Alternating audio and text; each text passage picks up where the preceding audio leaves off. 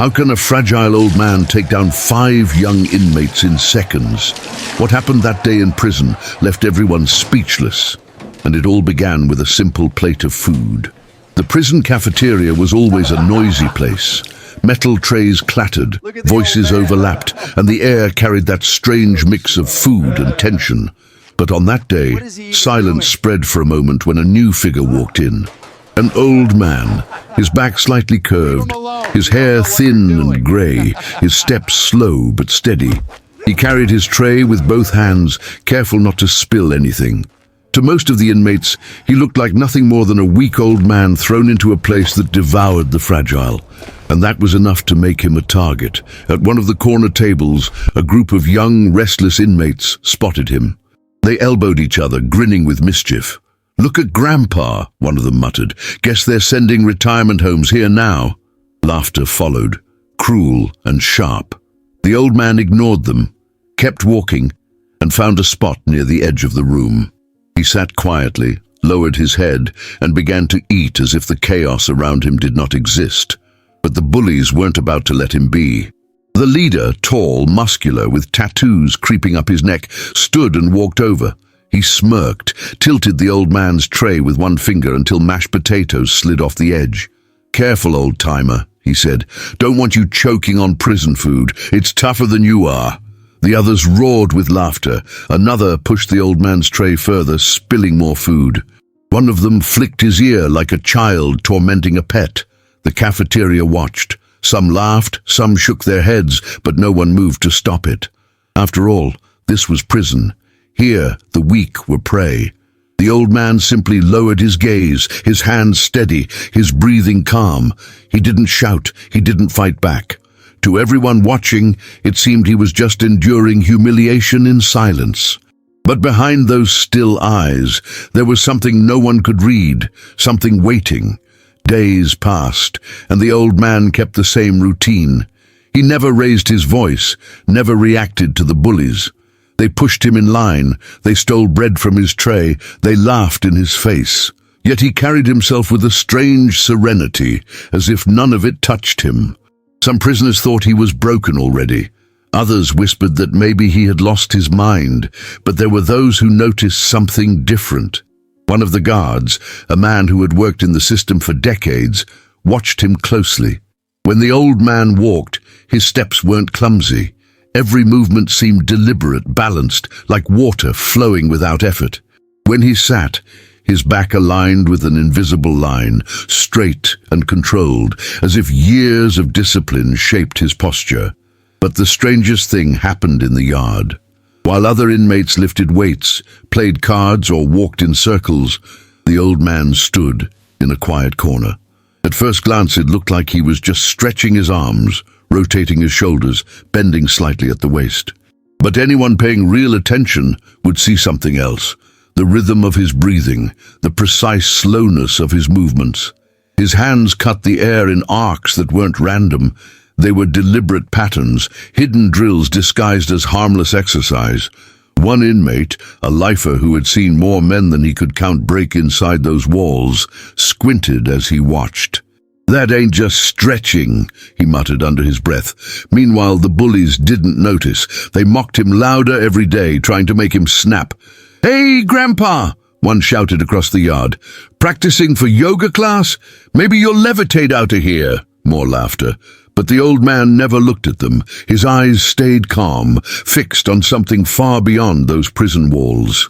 What no one knew was that before prison, before the years carved lines into his face, this man had been something extraordinary.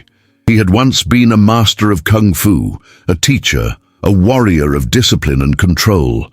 And though his body now looked old and fragile, the spirit within him had never weakened. The cafeteria incidents became routine. Every meal, the young bullies found new ways to humiliate the old man. Sometimes they tripped him on purpose, spilling his food all over the floor. Other times they mocked his slowness, imitating his walk, clutching their backs and pretending to groan in pain. The prison fed on cruelty, and humiliation was currency. The more they laughed at the old man, the more powerful the bullies felt. But one evening, as the old man tried to sit with his tray, one of the gang kicked the chair away. The tray hit the ground, food splattered across the concrete, and laughter erupted like thunder.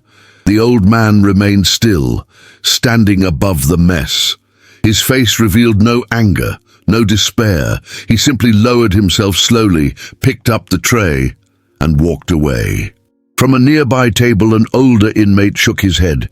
He had seen that calm before, in men who carried storms within. He leaned toward the leader of the bullies and whispered, "Leave him alone. You don't know what you're doing." The leader smirked, showing his teeth. "What's he gonna do? Break his hip at me?" The others laughed, but the warning hung in the air, heavier than the laughter. In the yard, things escalated further. The bullies blocked his path, surrounded him when he tried to walk. One shoved him lightly, another slapped the back of his head. Each day, their attacks grew bolder, testing his patience, waiting for him to explode. Yet he never did. His eyes held that same quiet strength, his movements remained steady. And the more he endured, the more restless the bullies became. They weren't satisfied with laughter anymore. They wanted to break him completely. One night, in the dim light of the cells, the leader whispered to his gang, "Tomorrow, we end this. We'll teach the old man a lesson he won't forget." What they didn't know was that the lesson would not be theirs to give. The next morning, tension buzzed through the prison yard. The bullies had spread the word. Today, the old man would be taught his place. They wanted an audience, and word traveled fast in places where entertainment was scarce. Groups of inmates leaned against the fences, some pretending not to care, others openly eager to watch the humiliation. Even a few guards lingered with knowing smirks. The old man walked into the yard as he always did. Quietly, with his measured steps, his gaze distant, as if the world around him were made of shadows. He found his usual corner and began his slow routine. Arms lifting, hands flowing in arcs, legs bending with deliberate control. To most, it still looked like stretching. To the trained eye, it was something else entirely. The leader of the bullies cracked his knuckles. "Show time," he muttered. His crew followed, circling around the old man like wolves around prey. "Morning workout, Grandpa," one mocked. "Careful, don't pull a muscle," another added. The old man didn't answer. He continued his motion, exhaling softly, his eyes calm. It was as though he hadn't even noticed them. The circle tightened. Other prisoners started murmuring, betting quietly on what would happen. Most expected the old man to crumble, maybe beg for mercy.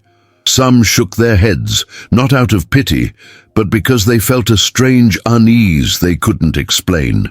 From across the yard, the older inmate who had once warned the bullies lit a cigarette and watched with cold eyes. He knew what was about to happen. The leader stepped forward, inches from the old man's face. "Enough games, old man," he growled. "Today, you bow to us." The yard fell silent. Even the guards leaned in, their curiosity sharper than their duty. The old man finally stopped moving. He straightened slowly, his back suddenly less bent, his stance firm. For the first time, he looked directly into the eyes of his tormentor. And in that moment, anyone paying attention felt it. A shift in the air, as if something invisible had awakened. The yard froze in silence. The young leader sneered, mistaking the old man's stillness for fear. He reached out, shoving the old man's chest with force, expecting him to stumble back. But the old man did not move. His feet were rooted, steady as stone. His calm eyes never blinked. The bully frowned, shoved harder. Still nothing. "Do it!" one of his crew shouted, and that was all it took. The leader swung his fist, a wide, arrogant punch meant to crush the fragile man in front of him. It never landed. The old man's body moved like water. His hand shot up, redirecting the punch with a subtle twist of the wrist. In the same breath, he stepped forward, tapping the bully's chest with a strike so fast no one saw it clearly. The leader's body staggered back as if struck by an unseen force, collapsing to the ground, gasping for air. The yard erupted in shock. Before the others could react, the old man turned, his movements fluid, almost effortless. One lunged at him with a wild kick. He sidestepped, swept the man's leg, and sent him crashing face first into the dirt. Another came with a makeshift shank. The old man twisted his arm, disarmed him in a blink, and flicked the weapon away as if tossing trash aside. Every strike, every motion was precise. No wasted energy, no unnecessary violence, only control, discipline, and years of mastery. He didn't fight with rage. He fought with the elegance of someone who had practiced the art longer than his attackers had been alive. One by one, the bullies fell, groaning on the ground, holding their ribs, their wrists, their pride shattered. The yard was stunned. Prisoners who had laughed at him days ago now watched with wide eyes, their jaws slack. Even the guards, trained to intervene in violence, hesitated, because what they had just witnessed was not a brawl. It was something else entirely. The old man stood alone in the circle of bodies. His breathing was steady, his stance relaxed, as if nothing extraordinary had happened. He adjusted his prison shirt, brushed the dust from his sleeves, and for a long moment he simply looked around the yard. No one dared to speak. The silence was louder than any roar. And then, without a word, he walked back to his corner and sat down.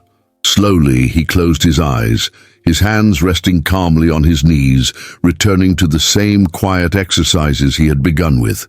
As if none of it had ever happened.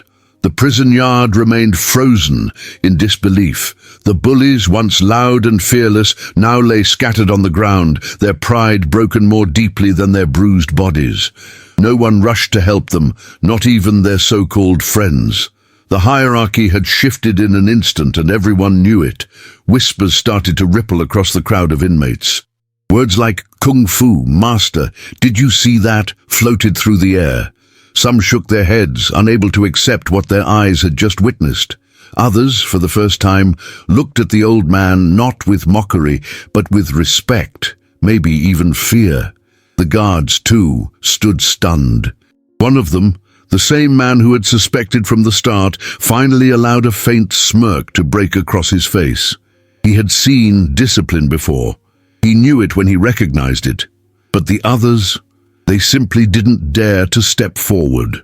The old man, meanwhile, sat cross-legged on the concrete, his eyes closed, his breathing steady. He didn't celebrate, didn't boast, didn't even glance at those he had defeated. To him, the fight was over the moment it began. Minutes passed before the leader of the bullies struggled to his feet, clutching his ribs. He didn't speak. He didn't threaten. He simply lowered his gaze and limped away, the arrogance drained from him forever. His gang followed in silence, nursing their wounds.